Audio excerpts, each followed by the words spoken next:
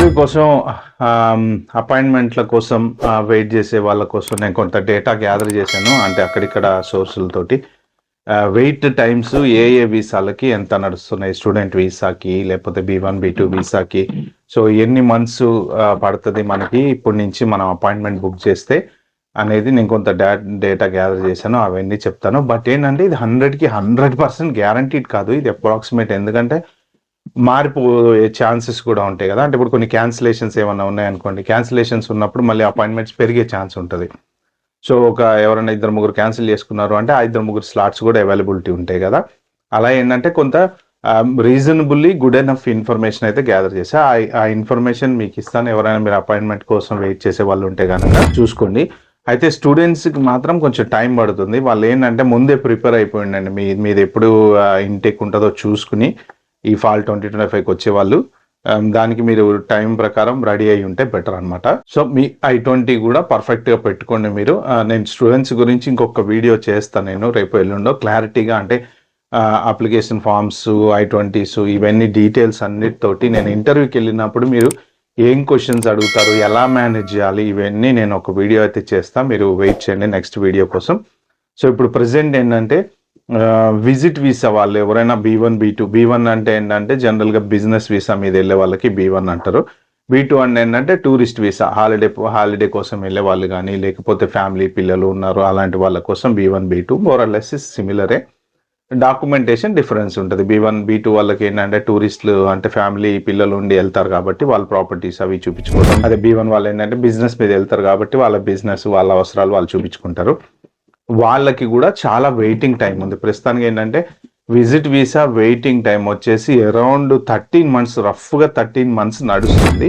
So waiting times వచ్చేసి ముంబైలో అయితే 9.5 months, న్యూఢిల్లీలో అయితే 9 months, హైదరాబాద్లో అయితే 7.5 months, కోల్కతాలో అయితే 8 months. ఇది డిలే మన అంటే అపాయింట్మెంట్ బుక్ చేసుకోవటానికి పట్టేటువంటి టైం. రఫ్లీ హియర్ అండ్ దేర్ కొంచెం ఏదన్నా చేంజెస్ ఉంటుండొచ్చు. బట్ రఫ్గా 13 months టైం అయితే పడుతుందంట. ఒక్కొక్కసారి మనం అనుకున్న టైంకి మనకు దొరకపోవచ్చు. బట్ ఏంటంటే ఎవరైనా సరే డ్రాప్ ఆఫ్ ఛాన్స్ ఉన్న వాళ్ళు ఎవరైనా మీరు ఇమీడియట్గా మిస్ చేసుకోకుండా, డ్రాప్ ఆఫ్లో ఉంటే డ్రాప్ ఆఫ్ వీసా వేవర్ ప్రోగ్రాంలో ఉన్న వాళ్ళు ఎలిజిబిలిటీ ఉంటే మీరు దాని ద్వారానే వెళ్ళండి. మీరు చెక్ చేసుకుంటూ ఉండండి. ఎందుకంటే మళ్ళీ ఒకవేళ మర్చిపోయినా కానీ ఆ డ్రాప్ బాక్స్ 12 months దాటిపోయింది అనుకోండి, మళ్ళీ ఈ 1.5 దగ్గర ఈ 13 months టైమింగ్ కోసం వెయిట్ చేయాలన్నమాట. సో అందుకని డ్రాప్ బాక్స్లో వెళ్ళండి. ఇంకొకటి ఏంటంటే పాస్పోర్ట్ ఎక్స్పైరీ ఒకటి చెక్ చేసుకోండి. మీరు డ్రాప్ బాక్స్లో వేసేటప్పుడు చాలామంది ఏంటంటే పాస్పోర్ట్ ఇంకా 6 months 7 months 8 months ఉంది కదా మనకి పర్లేదులే అని, 3 months ఉంది కదా పర్లేదులే అనుకుంటారు. కానీ ఏంటంటే పాస్పోర్ట్ ఎక్స్పైరీ అనేది కొద్దిగా హెడ్ఏక్. ఇప్పుడు 3 months ఉందనుకోండి మనం డ్రాప్ బాక్స్లో వేసినప్పుడు మీ వీసా స్టాంప్ అనేది ఆ పాస్పోర్ట్లో వేస్తారు కదా, మళ్ళీ ఇంకొక పాస్పోర్ట్ వచ్చినప్పుడు ఇది అది క్యారీ చేయాలి. అందుకని ఏంటంటే ఒక 3 to 6 monthsలో మీ పాస్పోర్ట్ ఎక్స్పైరీ ఉందంటే మీరు దాన్ని రెన్యువల్ చేసేసుకొని కొత్త పాస్పోర్ట్తో అప్లై చేసుకుంటే బెటర్ అనమాట. అంటే కొత్త పాస్పోర్ట్ వస్తే నెక్స్ట్ 10 years వరకు ఉంటుంది ఆబ్వియస్లీ. ఆ 10 years వరకు ఈ ఒకటే పాస్పోర్ట్ మనం హ్యాపీగా క్యారీ చేసుకోవచ్చు. లేదంటే వీసా స్టాంపింగ్ ఉన్న పాస్పోర్ట్ ఒకటి, స్టాంపింగ్ లేని పాస్పోర్ట్ ఒకటి, 2 క్యారీ చేయాల్సి వస్తుంది. సో ఇది విజిటర్స్కి. So most probably drop off ఉంటే మాత్రం మీరు ట్రై చేసుకోండి, బెటరు. నెక్స్ట్ వచ్చేసి స్టూడెంట్స్ మీరు పర్ఫెక్ట్గా మీరు I-20 అవి అన్నీ చెక్ చేసుకోండి పర్ఫెక్ట్గా. ఎందుకంటే మీరు ఇంటర్వ్యూకి వెళ్ళిన తర్వాత మళ్ళీ దొరకక అపాయింట్మెంట్ దొరికితే అక్కడికి వెళ్ళిన తర్వాత మెయిన్ మీ ఫైనాన్షియల్గా మీరు ఏది పెడుతున్నారు, ఫైనాన్షియల్ రెస్పాన్సిబిలిటీ ఎవరు తీసుకుంటున్నారు, బ్యాంక్ లోనా ఏంటి, ఇవన్నీ ప్రాపర్గా చెక్ చేసుకోండి. మీరు I-20 కూడా కరెక్ట్గా చూసుకుని తర్వాత DS-160 కూడా మీరు అన్నీ ఒకసారి చెక్ చేసుకొని సబ్మిట్ చేసే ముందు 1కి 4 సార్లు చెక్ చేసుకుని సబ్మిట్ చేసి రెడీగా అయితే పెట్టుకోండి. స్టూడెంట్ వెయిటింగ్ టైమ్స్ తెలుసుకునే ముందు నా ఛానల్కి ఎవరైనా ఫస్ట్ టైం వచ్చినట్టుంటే ప్లీజ్ అండి సబ్స్క్రైబ్ చేసుకోండి. అలాగే నా వీడియోలు మీకు నచ్చినట్టుంటే ఒక 4గురికి షేర్ చేయండి. నేను ఇచ్చే ఇంపార్టెంట్ ఇన్ఫర్మేషన్ ఇంకొక 4గురికి రీచ్ అవుతుంది. ఒకవేళ దీని మీద మీరేమన్నా ఆల్రెడీ ఎక్స్పీరియన్స్ ఉంటే కింద కామెంట్లో మెన్షన్ చేయండి. అది కూడా నా వీడియో చూసి ఇంకో 4గురికి హెల్ప్ అవుతుంది.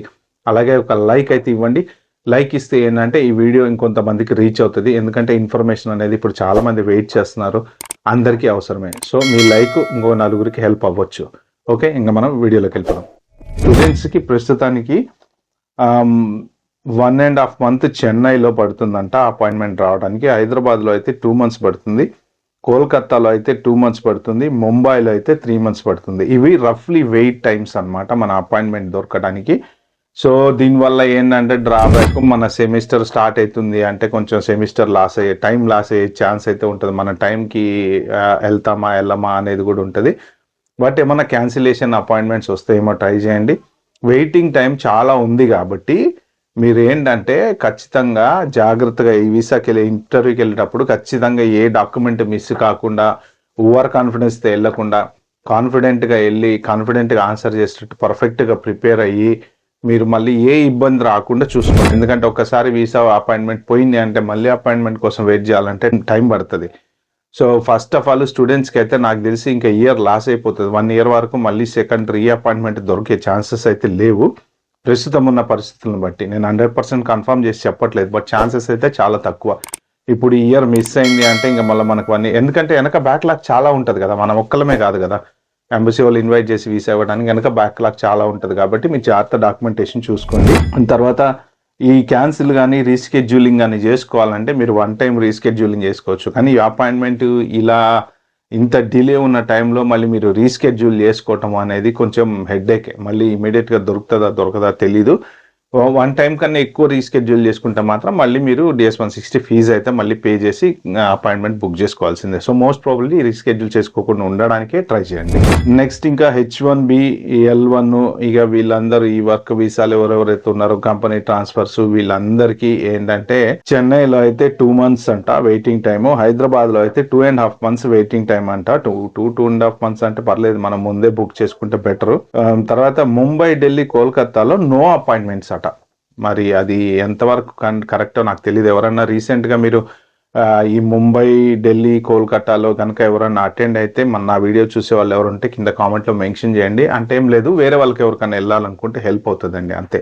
అంటే నేను గ్యాదర్ చేసిన డేటాలో అసలు అపాయింట్మెంట్స్ ప్రస్తుతానికి లేవు అని చెప్పేసి ఉంది. మెయిన్ ఆప్షన్స్ మనకు ఉన్నది చెన్నై, హైదరాబాదే. 2.5 months మీరు దాన్ని బట్టి మీరు అపాయింట్మెంట్ బుక్ చేసుకొని వస్తే బెటర్ అనమాట. బట్ మీరు ఎవరైనా ఇండియా రావాలనుకున్న వాళ్ళు కూడా మీరు చూసుకోండి, అక్కడ మళ్ళీ స్టాంపింగ్ వెళ్ళిన తర్వాత ఏ ప్రాబ్లం రాకుండా చూసుకోండి. ఇంకొకటి ఏంటంటే ఈ డిలేస్ అనేవి ఆల్రెడీ జరుగుతున్నాయి. అంటే ఇప్పుడు మొన్న ఒక 2000 అపాయింట్మెంట్స్ క్యాన్సిల్ అయిపోయినాయి, దానివల్ల కొంత డిలే అవుతుంది. ఇలా సాఫ్ట్వేర్ సెక్యూరిటీ అప్డేట్ చేస్తున్నారు, దానివల్ల కొంత డిలే అవుతుంది. తర్వాత స్టాఫ్ని తగ్గించేశారు ఎంబసీలో, దానివల్ల కొంత డిలే అవుతుంది. అంటే ఏంటంటే మీకు బ్యాక్లాగ్స్ అనేవి చాలా పెరిగిపోయినాయి. ఇంతకు ముందు నుంచి క్యారీ ఫార్వర్డ్ అయ్యే బ్యాక్లాగ్స్ ఏ ఉన్నాయో ఆ బ్యాక్లాగ్స్ అన్నీ పెరిగిపోతున్నాయి అన్నమాట. కాబట్టి ఏంటంటే మీరు కొంచెం కాన్షియస్గా ఉండండి. టైం చూసుకొని టక్కన బుక్ చేసుకున్న టైంకి పర్ఫెక్ట్గా అటెండ్ అవ్వండి. ఏ డాక్యుమెంటేషన్ కూడా మిస్ అవ్వద్దు. ఎందుకంటే ఒక్కసారి మనకి వీసా అపాయింట్మెంట్ మిస్ అయింది అంటే ఒక్కోసారి ఎలా ఉంటుంది అంటే, ఇప్పుడు హెల్త్ ఇష్యూస్ మీద కొంతమంది ఏంటంటే ఆపరేషన్లని అవన్నీ కొంచెం అక్కడికి వెళ్ళి చేయించుకుంటారు అనమాట. అంటే వాళ్ళకి ఇంటర్వ్యూస్ లాంటి దొరకక ఇంకెళ్ళే ఇంట్రెస్ట్ లేక వాళ్ళ హెల్త్ ఇక్కడే చూపించుకొని ఇక్కడే హాస్పిటల్లో కంటిన్యూ చేస్తున్నారు. బిజినెస్ వాళ్ళు కూడా ఈ బిజినెస్ మీటింగ్స్ కూడా పెట్టుకోవడం మానేస్తున్నారంట. అంటే మరి అపాయింట్మెంట్స్ లేవు, ఏం చేస్తారు? అంటే పెద్ద పెద్ద ఇంకా డెలిగేట్స్ టైప్లో ఉండే పెద్ద పెద్ద బిజినెస్ మ్యాన్లు ఎవరైనా ఉంటే వాళ్ళకి ఆల్రెడీ రెగ్యులర్ వీసాస్ ఉంటాయి కాబట్టి 10 years మల్టిపుల్ ఎంట్రీ వీసాస్ వాళ్ళు ముందే ఇచ్చి ఉంటారు కాబట్టి వాళ్ళు వెళ్తుంటారు వస్తుంటారు. కానీ ఇప్పుడు ఫస్ట్ టైం ఏదైనా బిజినెస్ ట్రిప్ మీద వెళ్ళాలనుకున్న వాళ్ళు, లేకపోతే ఒక్కొక్కసారి కంపెనీలు ఏంటంటే చిన్న చిన్న మీటింగ్స్ ఉన్నప్పుడు B1 మీద వెళ్ళి వచ్చామంటారు, మళ్ళీ L1లో అప్లై చేయకుండా. అలాంటి వాటికి వెయిట్ టైమ్స్ ఈలోపు పుణ్యకాలం అంతా గడిచిపోతుంది, అక్కడ మీటింగ్ కూడా అయిపోతుంది, ప్రాజెక్ట్ కూడా అయిపోతుంది, అంత డిలే ఉందన్నమాట. సో కాబట్టి ఏంటంటే మీరు ఎవరైనా అపాయింట్మెంట్లు బుక్ చేసుకునేటప్పుడు మాత్రం జాగ్రత్తగా ఉండండి. ఓకే ఫ్రెండ్స్, ఇది ఈ వీడియోలో నేను చెప్పాలనుకుంది. ఒకవేళ ఈ వీడియో కనుక మీకు నచ్చినట్టుంటే ప్లీజ్ అండి like, share, subscribe my channel. Thank you.